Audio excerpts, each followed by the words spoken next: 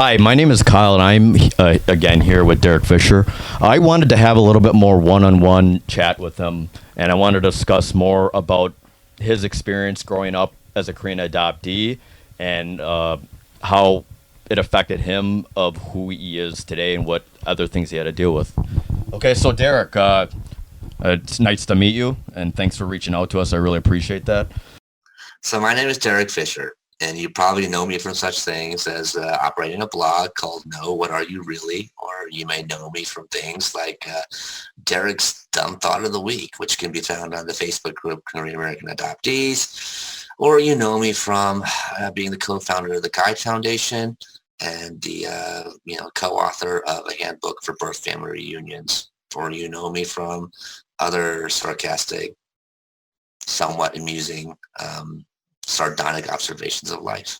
So I know you're a Korean adoptee. Can you tell us a little bit about your story?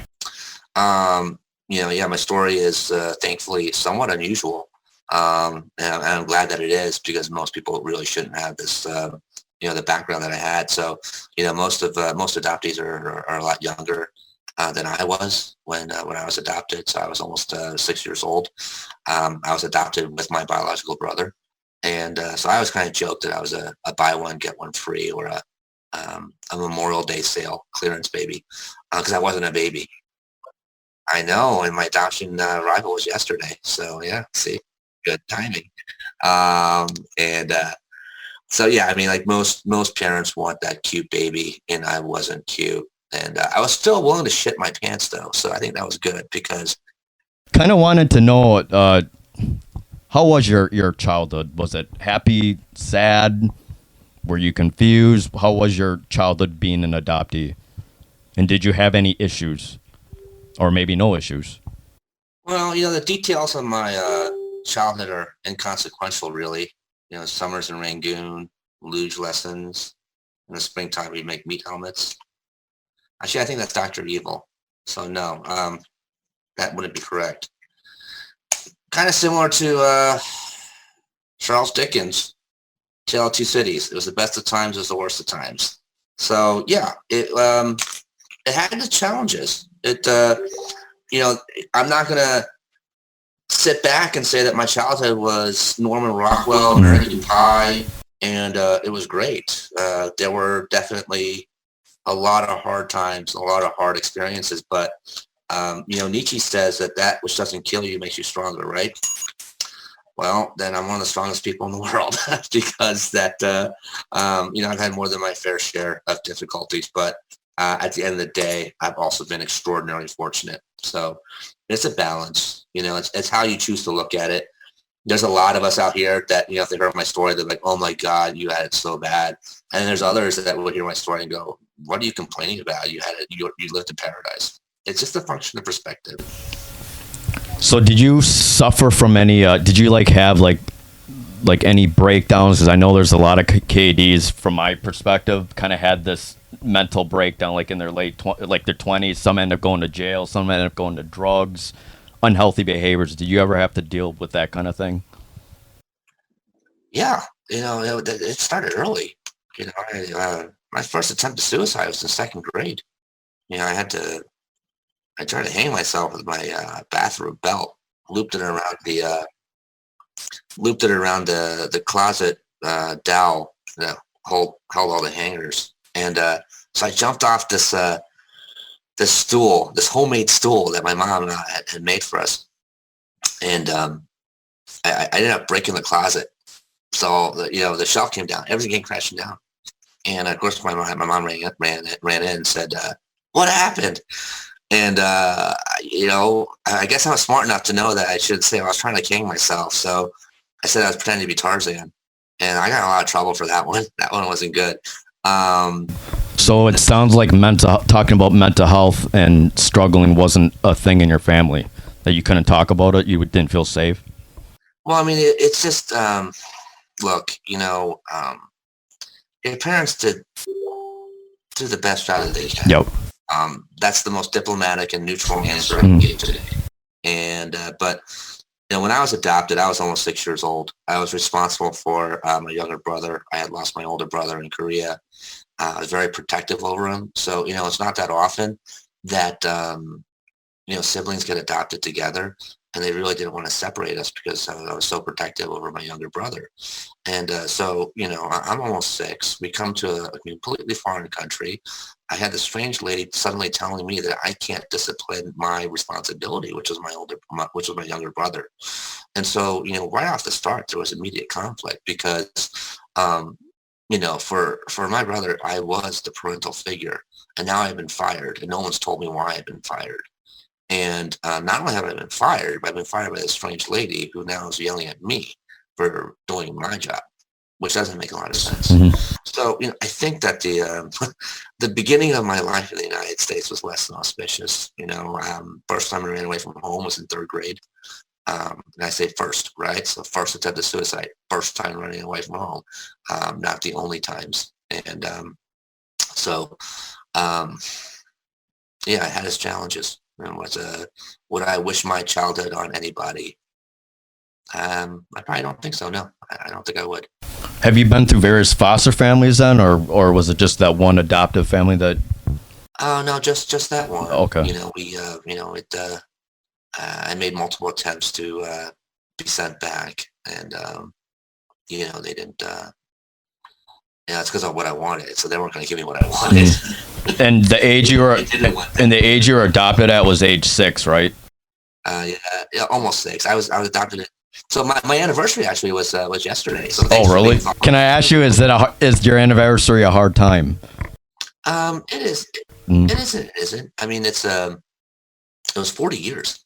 So 40 years yesterday, I came to the United States, and it's been an adventure. It's been a ride. So I remember the trip very vividly, almost like it was yesterday. I can remember what I was wearing. I can remember, how scared my brother was.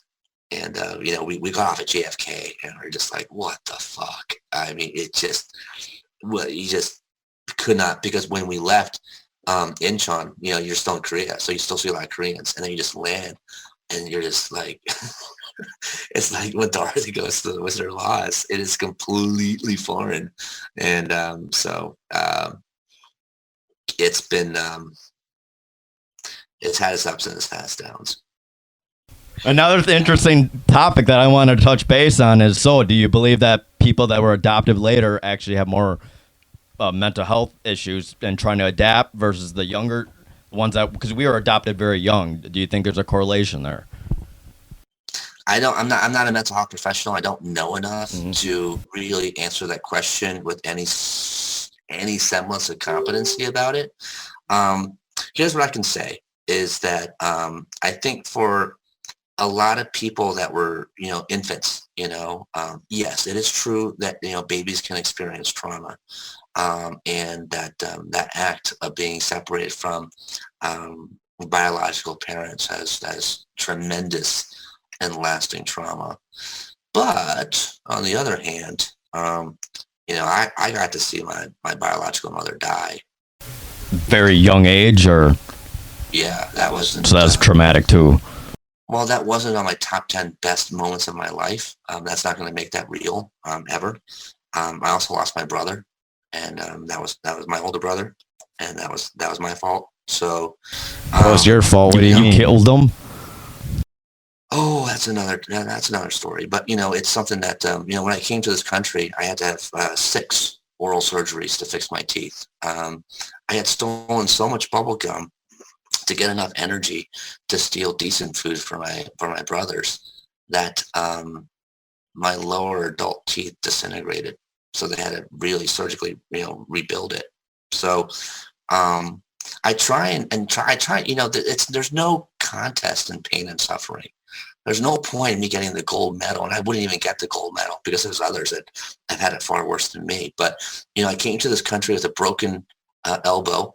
It's permanently disfigured. It actually kept me out of West Point. Someone beat you up, or was that an accident? No, my brother pushed me down 2 flights of stairs in the orphanage. The oldest brother? No, my younger brother. I lost my older brother, and that kind of messed me up. And then I got caught stealing, and so the cops asked me, where we lived, and I told them. And When you were 6, you were stealing? Oh, I was stealing before that. Yeah, I was stealing since 5. So you as an adoptee, like some other adoptees I know actually kind of had criminal Were issues. you just not aware it wasn't against the law, or you were just too so poor? angry, so poor, You were actually hungry probably that you poor just and stole hungry. food? Is that what it is? Well, my mother died, and my biological father didn't really want to raise 2 kids. I had thought that he boogied, but he actually, when I went back and I met him, he's a fucking liar. So I don't even know if this is even Did true. he ever beat you as a kid? Do you remember? Or?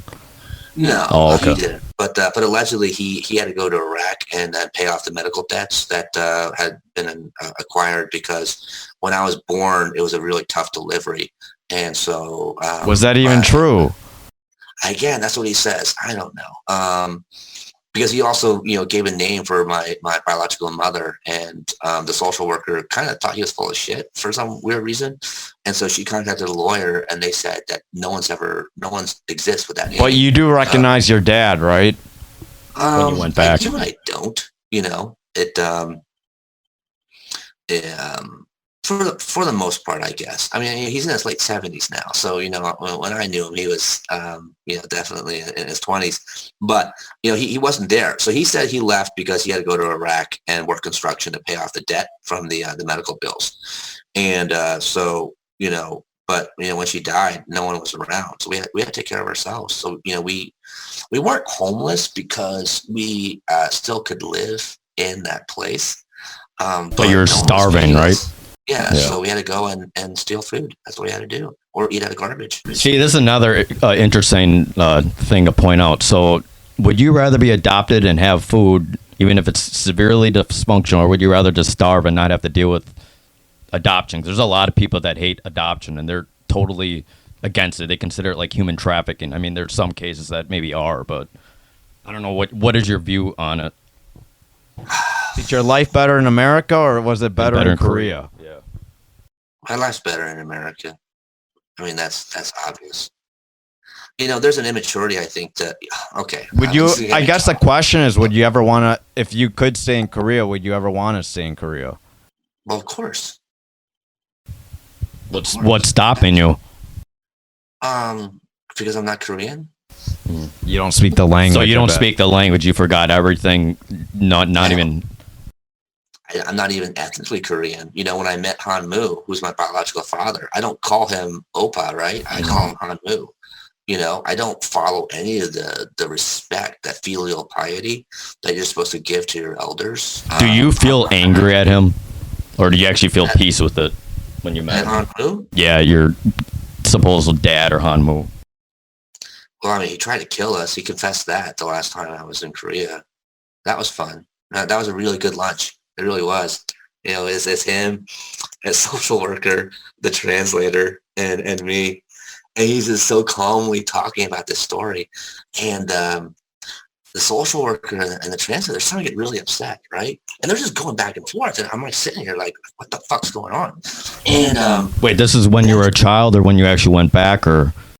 No, so he's telling the story of when we were children, but this is, I was back to Korea representing in 2018, right? Yeah. Okay. Yeah. So I went in February and then went back in September. Oh, you went twice. Yeah.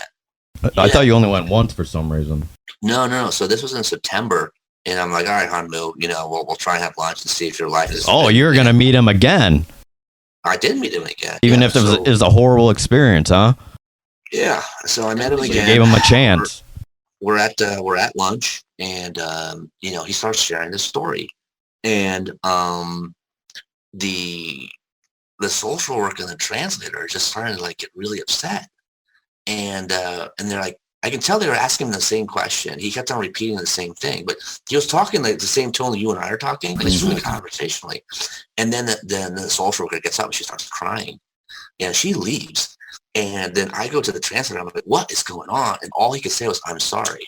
And I'm like, you didn't do anything. He's like, I'm sorry. And I'm like, what did he say? And he just was like, I'm sorry. So I go outside and I'm talking, because the social worker spoke English. We're actually Facebook friends. It's so weird. She friend requested me and we talk from time to time. But so she speaks okay English. She's not very confident in her English, but she's outside smoking. And so I'm smoking. We're just like, I'm like, yeah. And she's like, and she's looking at me. She's just like, I'm so sorry. I'm so sorry. I'm like, what is going on? Okay. So short story long, this is what happened. So my mother who died was not my mother. So this is cool. Okay. So allegedly, according to Hanmu, so we don't know if any of this is true, okay?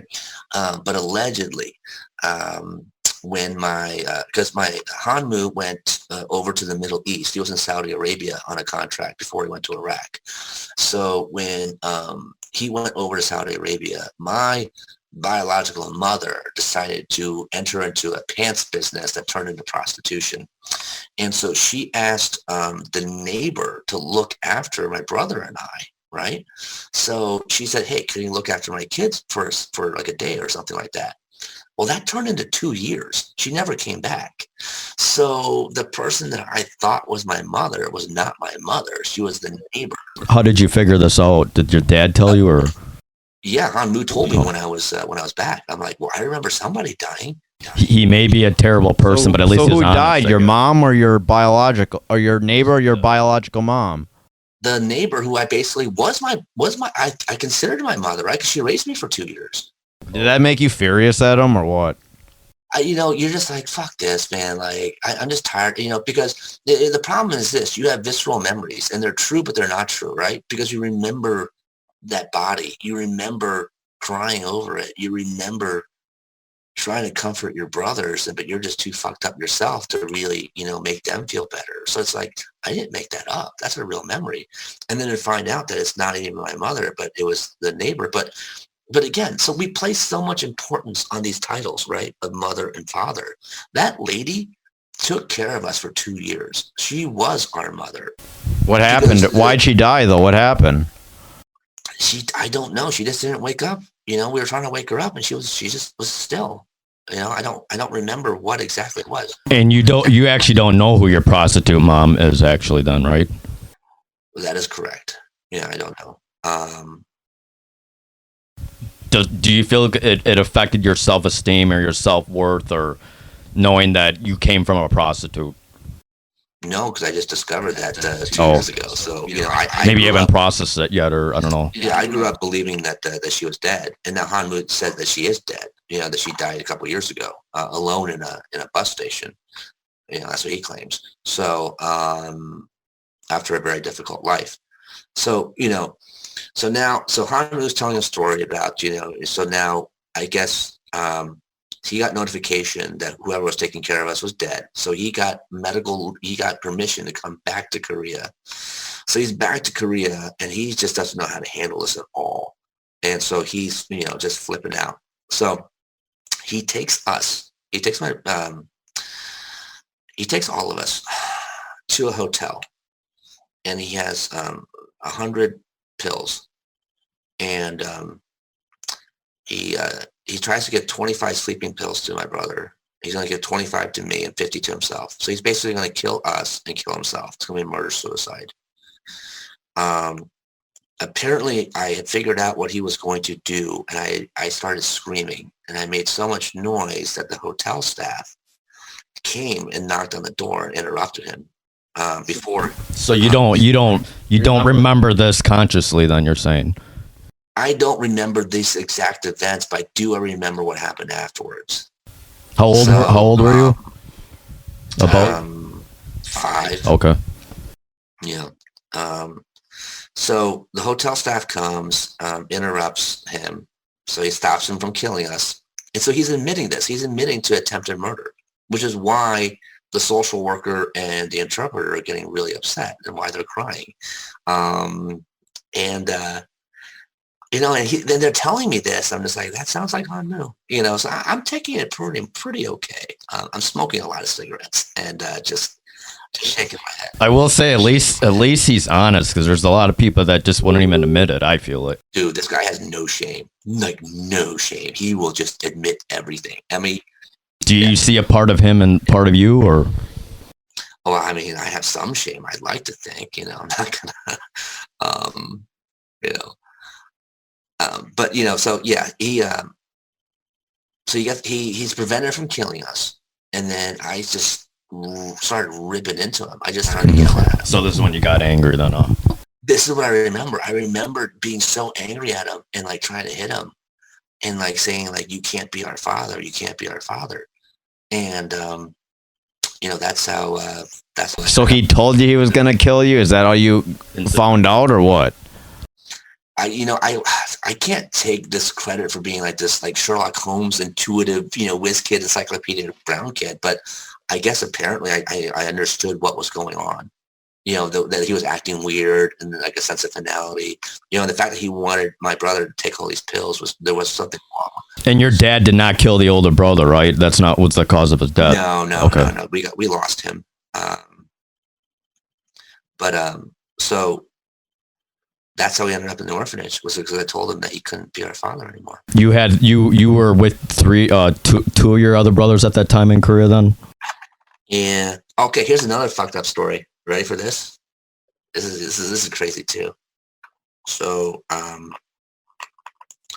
so when I go back the first time, I ask Han Moo, what happened to June, and it was like a weird, vague answer and stuff. But okay, here's what's gonna blow your mind.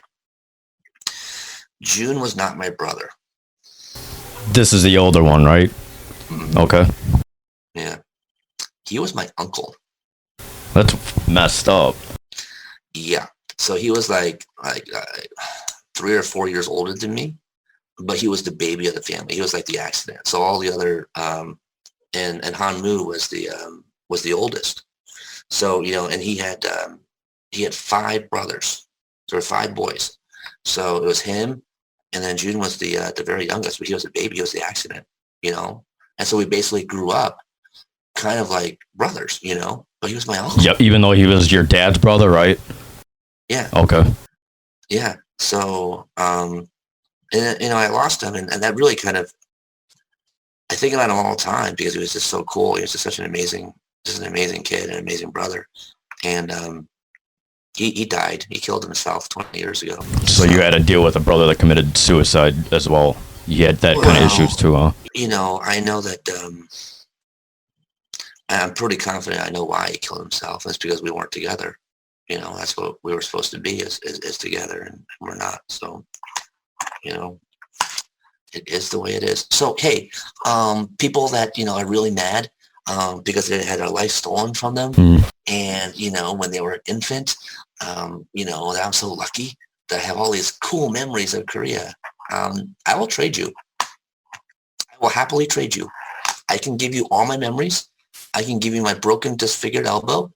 I can give you the missing gap in my teeth where my adult teeth never grew in because of the surgeries couldn't help it. I'll give you the 2 inches I lost in my height due to malnutrition. I'll give you the scars from living on the streets. So, I'll give it to you all. And I'll take the 6 months that you had in Korea and then it came to the United States. I think it's a fair trade. If that's what you want. If you felt you got robbed of a life in Korea, then I'll happily trade you. Have you been able to come at peace with this mess yet, or is it too long to process since this kind of just happened like recently? And what things have you done to try to heal from like a disaster story, I guess? I don't know if there's ever healing. I think there's coping. I think there's no matter what's happened to me, there's been other people that have had it worse. And you know what? Yeah, I'm a little snarky about those people that, are infants that say that, they had such a traumatic incident. But guess what? To them, they did. I can't say, oh, well, just shake it off. It could have been worse, because for them, that is the worst. Maybe because I have been exposed to so much hardship in my life, I have a higher tolerance for it. I have a higher pain threshold. Like the Princess and the Pea. If they've never suffered and they have that pea in the mattress, it hurts. I might laugh and be like, oh, that's hilarious, but to the person that's never experienced pain, it is awful. And so we can't again have a pain off. We can't say who was more unfortunate or not. So How do I deal with my trauma? How do I deal with my pain and suffering? I distract myself by trying to help others. So, if I'm busy helping somebody else, I can't really think about my situation. So let me ask you, if there's days that you're not helping someone else, do you think about the bad things, however? I think about them every day. Mm. You just have to put it in that box, lock the box, and try and move on. That's your advice to other people that are kind of feeling down and did not have a good story with being a Korean adoptee, because I think there's a whole bunch of them that just haven't healed from the past trauma. That's not my advice to someone. I think that's a very dangerous path. I think that if you try and bottle it up and not address, look, for some it's going to be therapy. Mm. For some it's going to be medication. For me, I actually have a really good support system. I have a really close circle of friends that care really deeply about me. I trust them absolutely. I don't necessarily talk to them about it, but just in just knowing that they care and they're not going to leave, it allows me to cope. But look, there is no cure. I live with this every day. You just try and manage and endure. Do you believe you're actually bipolar, or is actually it's the product of your past? Man, that's a really good question. I think on my worst days, I'm absolutely bipolar. Okay. And then on my best days, people are like, well, maybe you're not. Maybe it was in this diagnosis. So I don't know. I can't answer that with a lot of confidence either way. Were you actually officially diagnosed with bipolar disorder, or was it just a label that some random person put on? I was officially diagnosed as manic depressive bipolar. When were you actually diagnosed? I was diagnosed in 2009. How old were you then? I was 30 something. Hold on, I'm not very good at math. I know I'm Asian, but I'm really bad at math. Hold on, let me do the math here. So, let me get a calculator. Let's find out. So, 2009. So it's 2020, 2009. So it's 11 years, dude. I was diagnosed in 2008. I was 21. Yeah, I was 34.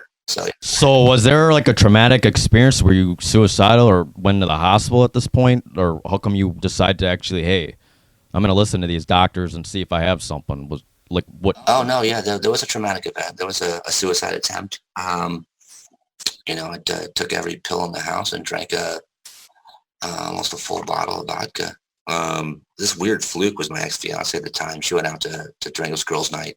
So I had planned it for that. And she forgot something at home. Can you believe that shit?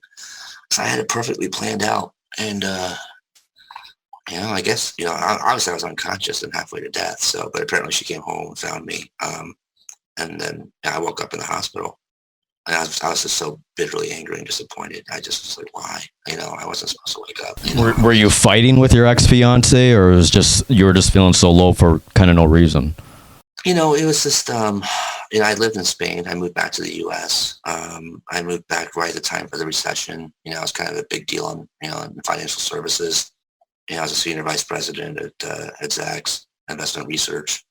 So I became a senior VP at 24. Managed. Just. If you had a lot of money, why were you depressed?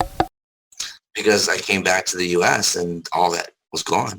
Couldn't find a job. Why didn't you stay in Spain? I was gonna say, Spain's supposed to be a beautiful place, ain't it? Oh yeah, it was one of the biggest mistakes I ever made. Then just go back if it makes you happy. Well, because I don't believe in going back. I believe in progress. I came back to the U.S. for a girl. It didn't work out, and now I was stuck. But you're married now, though. Yeah, I'm married to a different girl. Yeah. So. Do you find yourself more catty, I guess, in relationships versus being alone, or you're actually better being surrounded by people? Do they trigger kind of some sort of borderline, or you're going to leave me kind of issues? Because that's what I feel like a lot of, I guess me personally, I had a very traumatic experience, like breaking off, because not only I had to lose one mother figure, I had to lose like another one with my adopted mom, with that kind of stuff. And then, like, when at my first relationship, it kind of went really sour. And I kind of had a self-destructive moment do you find yourself antagonized around people or no? No, because ultimately what I was really lucky. I was able to kind of change the balance of power a little bit. So basically, people don't leave me, I leave them.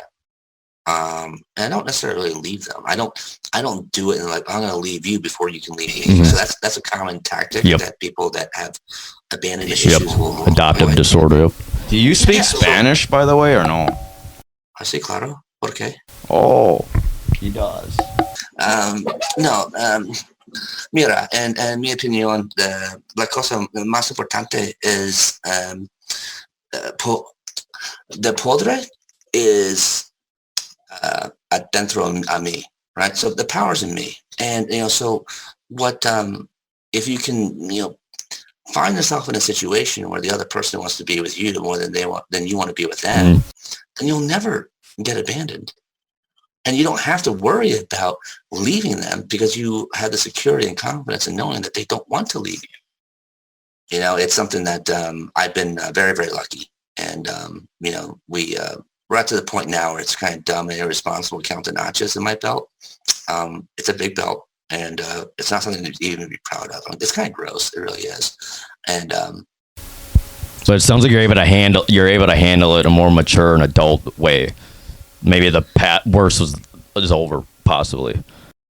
You know what I realized is 2 wrongs don't make a right. And for all the difficulty I had growing up, and all the girls that wouldn't ever talk to me because of the way I looked, when I paid back women plus interest, I hurt women. I took advantage of them. I'd seduce them and then leave because I thought it was like revenge. It was payback for all the years growing up when I just got rejected over and over again. And I got to be someone that, people wanted to be with. And then I was ruthless. I just said, well, I don't want to be with you. And I don't have to be with you because I can get whoever I want. And I always thought it would feel good. I always thought like, he who laughs last, laughs best, right? Revenge is a dish best served cold. Revenge is stupid. Revenge is just, who ended up getting hurt the most was me. Yep. I didn't feel good about myself. Exactly. Yep. They say when you drink the poison, you're actually killing yourself. I wasn't smart, so I wasn't either. I'm really smart, right? But I'm not smart enough to understand that. So I thought that would be therapeutic, and it actually ended up making me feel worse. So why, if I know what pain is like, why would I purposely inflict it on somebody else? How horrible is that? Yeah, it sounds like you kind of matured and actually able to handle a relationship actually really well now. Well, I don't know. It depends on what day you ask my wife. So have you had any recent bipolar really low sprouts or as bad as what they used to be, or does it come and go? So I was supposed to be on medication for the rest of my life. I was supposed to, Yeah, you're taking a holistic approach. How's that going? it's going pretty well. I'm not on medication. And it was really hard not to be. I don't recommend it, by the way. It's almost impossible to do. It took 2 years of, it was hard. How the hell can you control your sleep, man? When I was off meds, I was always up 24 hours or sleep 24 hours. Well, I'm operating on 2 hours of sleep for the past 48 hours. Do you think that's really healthy for a bipolar person? I wanted to tell you that. I know you're making big ends, but health is kind of important too, don't you think?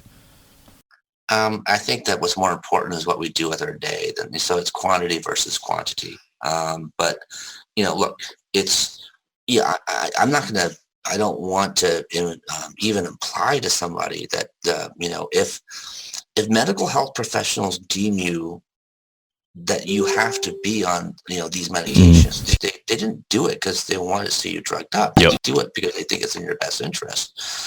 The reality for me is I know I need to be on it, so I don't care what people think.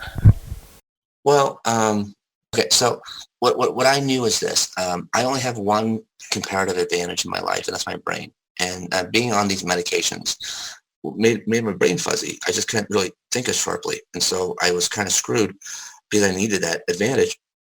to be competitive with other people. So, I had a dilemma. Was if I went off the medication, I was probably going to die, or I could stay on the medication and just, be a catatonic vegetable. And both options were unacceptable. So I saw this movie called A Beautiful Mind. Yeah, I knew you were gonna bring that movie up. Russell Crowe. I was just gonna ask you this. Because at the very end, he's asking that person. He's like, "Hey, do you see that guy in the corner?" And the guy's like, "What guy in the corner?" And he's like, oh, "Okay." So he knew he was seeing it in his mind, right? So that was my template. I was like, "Okay, cool. I can use people I trust to ask them." So I do ask people quite often. I'm like, "Hey, I had this thought. Is that manic?" And if they go, "Yeah," then guess what? I don't think about it ever again. I drop it. So I don't allow that thought to dwell. So you're actually willing but to let go of your ego and listen to people. How are you able to let go if I was off meds, I'd be suicidal every day, and I don't know how you could do that. Maybe you aren't suicidal then, right?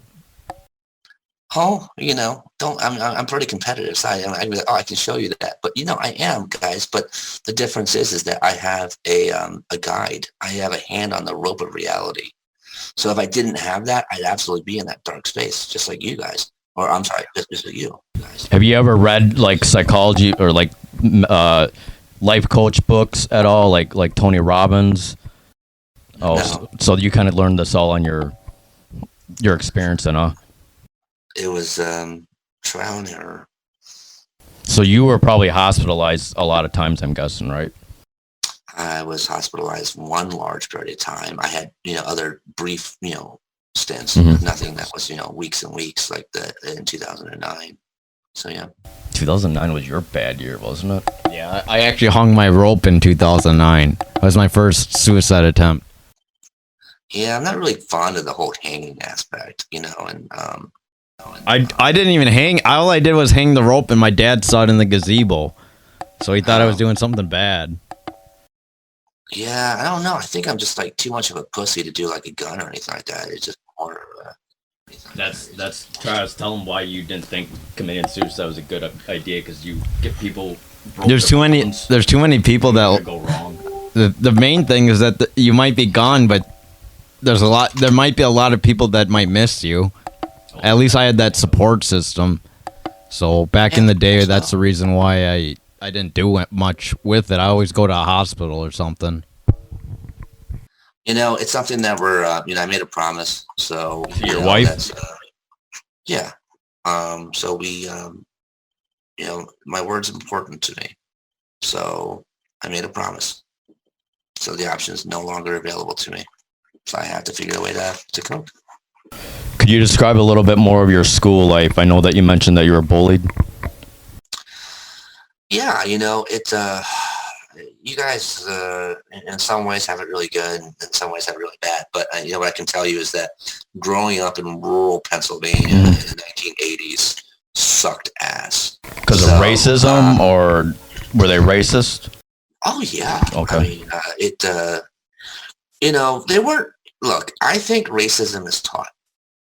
I think that kids, when they're in kindergarten and first grade, we don't really know enough to hate someone based on skin color or the shape of one's eyes or the color of one's hair, right? So, but right around, 6th, 7th grade, when puberty hits, that insecurity really manifests itself into, some people just acting like just epic douchebags. And, I was slower to develop, so, when I came into, junior high, I was still under 100 pounds by a good amount. I was probably, I think 88 pounds. I was probably like 4'10". So, I didn't really grow into my adult body. I didn't really start doing that until I was a junior in high school. So, so 8th, 9th, 7th, 8th, 9th, 10th grade, I was well undersized. And, people took advantage of it. And, you had to just kind of get good at timing things just right, making sure that, the football team doesn't see you. And then, near the end of my 10th grade, beginning of my 11th grade year, I just had enough. And what I also knew was my brother was he was 2 years behind me, right?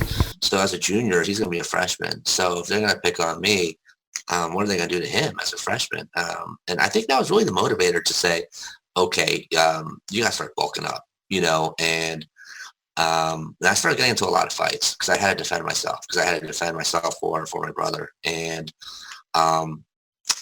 it's not really luck, as in like, luckily I was able to kick the shit out of everybody. No, it hurt. I took a lot of good punches, and getting punched does hurt.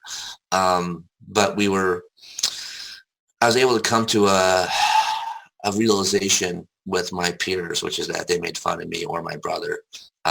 They would definitely be getting the worst end of the beating than I would. So the bullying somewhat stopped at that point, but it stopped for my high school, right? But I played sports, so I played soccer and ran track, and so the other schools didn't get the memo that's going to, have the capacity to kick the shit out of them. So they had to find out in their own way. So kids today, I know bullying is a really big problem. Do you believe you kind of just have to fight violence with violence? Is that like really how to deal with this problem, or? No, I don't think violence is ever the solution. I think that those are the people that because it becomes conditional. It's like a knee-jerk reaction, so you get to the point where the fight's coming, and then so you start anticipating it, and so when I could sense that there was going to be an issue, or when there was more than two guys, right? So now it's like 3-on-1. You got to take the advantage. You can't wait, because other than that, guys, it's not like kung fu movies. They don't just patiently wait to take you one-on-one. Yeah, they're all gonna go for you. So, and again, learn that the hard way. And so you have to take the offense. Now, the problem is that in today's society, the person that takes the first swing is the initiator, right? So, that bully can be the biggest prick in the world, but he goes home and tells mommy and daddy a complete line of bullshit. And all of a sudden, you're facing charges. So no, I don't believe that violence is really justifiable, because at the end of the day, what's going to happen? It's one punch that goes wrong. And, you were mad because someone was just, called you a name. I've been called every name under the book, right? So, but that one punch I give that does some awful damage, and that person is maimed. No, I have to absolutely definitively say, and this is from someone who's been in a lot of fights, that is not the solution. It's just not.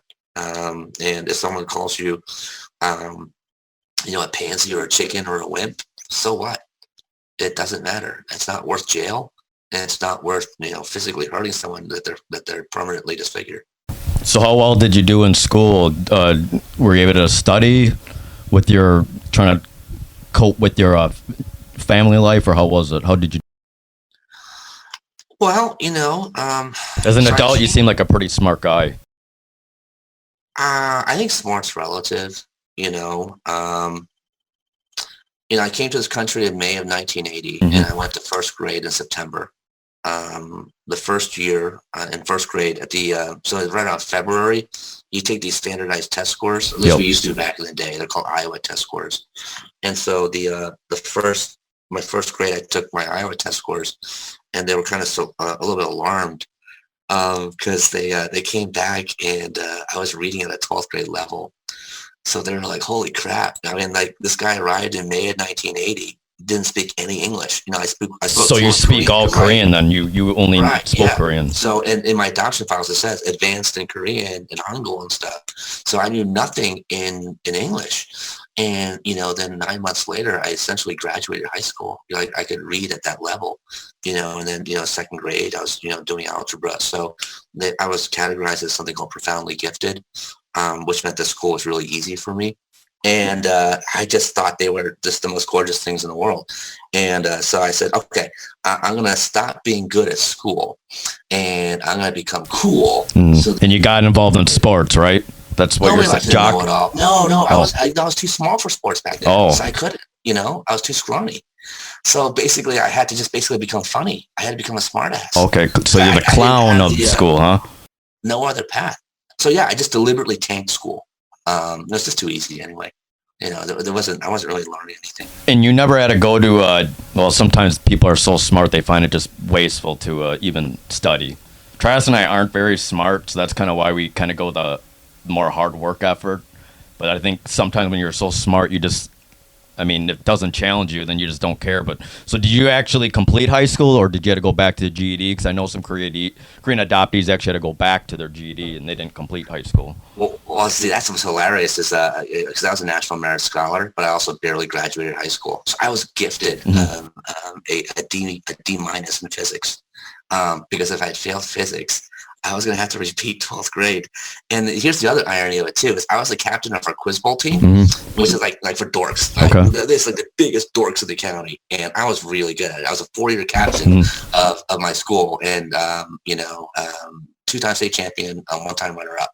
So, obviously, innate ability, intelligence-wise, yes. But I was gifted my graduation. I did not earn it. They said, we just can't have this kid back in school anymore. It's not. No, just give him the D minus and get him the hell out of here. So you weren't held back then, right? You just no. I was not held gotcha. back. Okay. Have you ever taken an IQ test before? Yes, I have. Yeah. What are you? Are you like Mensa level? Is that what they call it, or? It's not low, but it doesn't really matter, does it? My dad used to tell me something that it was one of my favorite quotes. He said, intelligence and 25 cents will buy you a cup of coffee. And so I kind of morphed it for the earlier interview and told you guys what that was. But, the reason why he told me that was because intelligence doesn't mean shit. And some of the most unsuccessful people in the world. I'll be honest. I was always jealous of the dudes that just like slacked off. And here I was like studying like late at night and then like people like could just easily pass. Were you those type of dudes that don't even have to study and then just say, hey, I could pass easily? Yeah. I mean, okay, so, obviously school was not really for me, right? Yeah. So my collegiate career was pretty terrible as well. 2 years ago, I made the decision to finally get my degree. So, I went to Penn State, and I started from scratch, basically. And in 2 years, I got 2 degrees, was on track to graduate from honors till I had to move and had a really bad semester. But, so I got 2 degrees in 2 years. Sounds like it was really easy for you, huh? I took 9 classes in one semester, 7 of which were, foreign level. And I think I was at 3.9 on that semester. But it doesn't matter. It doesn't matter because your work ethic is so much more important. Yeah, that's true. All the things that I've been successful and achieved in my life have not been because I was smart. It's because I've been willing to outwork everybody. That's the difference. So I don't really know how much my intelligence is really contributing to my overall Do you success. believe people that are highly intelligent actually suffer from like some sort of personality disorder or mental health disorders? Does it correlate, you think, or no?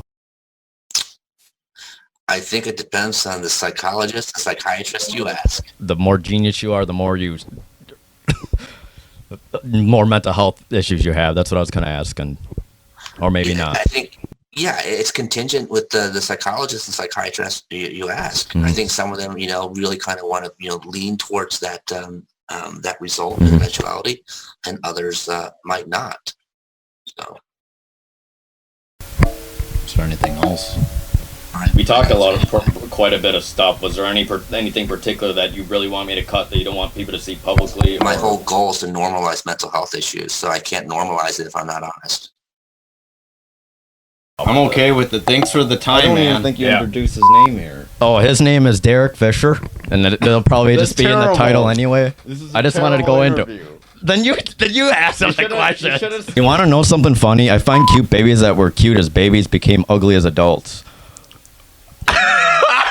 So you guys must have been really cute babies then. That's what I was afraid.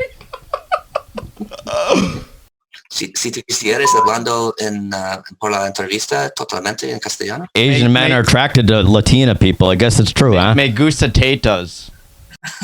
Por supuesto. Todos los hombres encantan tetas. Cabrón. I think some of my exes might take umbrage to that. I may have to do some cutting because I know people are going to get pissed. I was hooked. I was like, okay. Females, not males. Well, maybe males. Exactly. Yeah, no, not males. You can loosen our up. ties a little bit. Actually, I'm going to take Boys, these off. boys, when I finally meet you, I'm taking you guys shopping. It's gonna be my gift. But yeah, we got to fix some shit.